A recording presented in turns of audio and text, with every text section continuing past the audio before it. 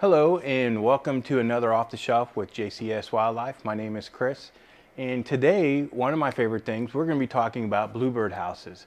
As you can see, we have a large variety of bluebird houses.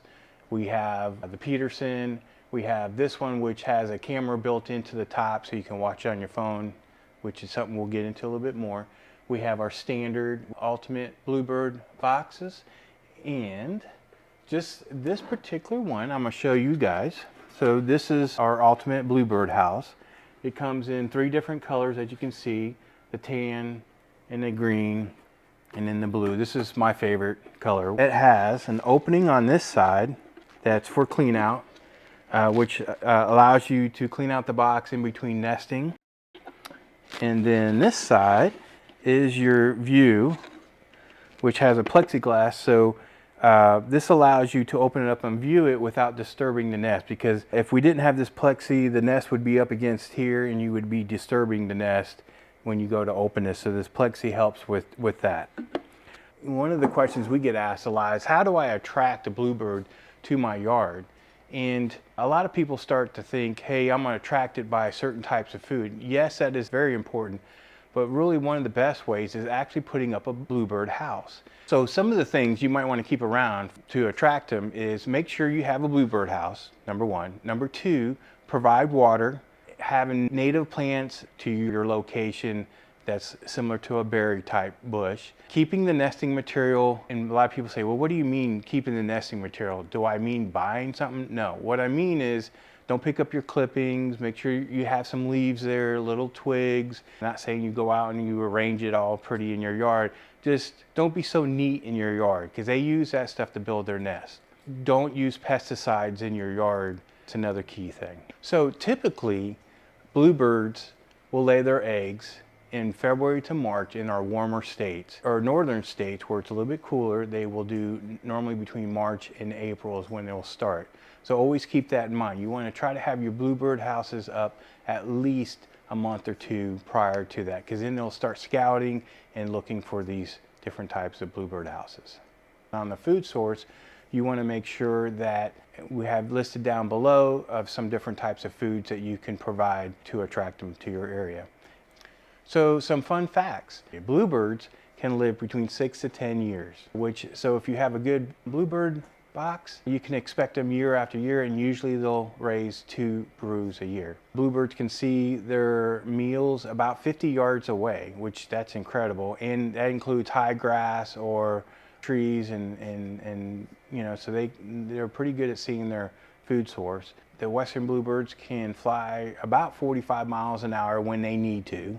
I don't think they do it all the time, but I guess when they're in need of moving fast, they're around 45. Eastern bluebirds is 17 miles per hour.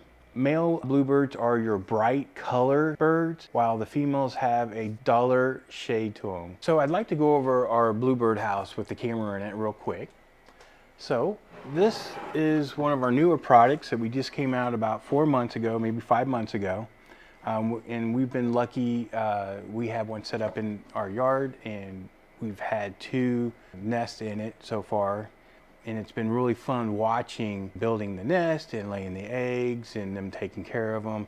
It's been a really cool adventure. It has a screw up here in the top left-hand corner. When we open up the top, the camera sits right up here. You won't have to get to this because it's all wireless right to your phone. You just screw this back down, and it also offers a side for cleaning it out in between the nest. And it all connects to your phone. It allows you to see the whole process of raising their baby bluebirds. And it does come with a solar power that you can either add it to the back of it or separate it a little further away if you need to pick up the sun. And that will keep the battery recharged. We've only had a few times where we didn't have sun for 3 or 4 days. We had to take it out and recharge it, but most of the times it's all charged through the solar panel. So here are some of the differences between the cedar and the poly.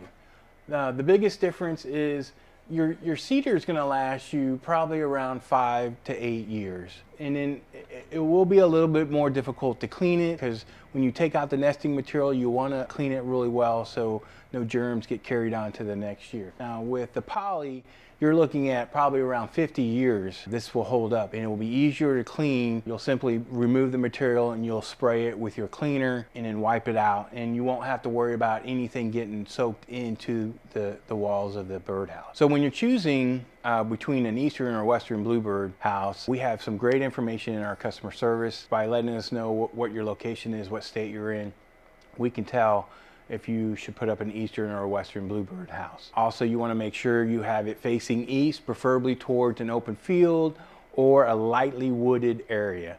Is great to have your bluebird facing in that direction, if at all possible. Thank you for watching our video. I appreciate your time. Please share or like us, and if you happen to have pictures of our products in use, we love seeing that type of stuff. Usually when you send it to our customer service service shares it with the entire staff. So please be watching out. We'll keep doing off the shelf, and you'll see our next episode. Thank you.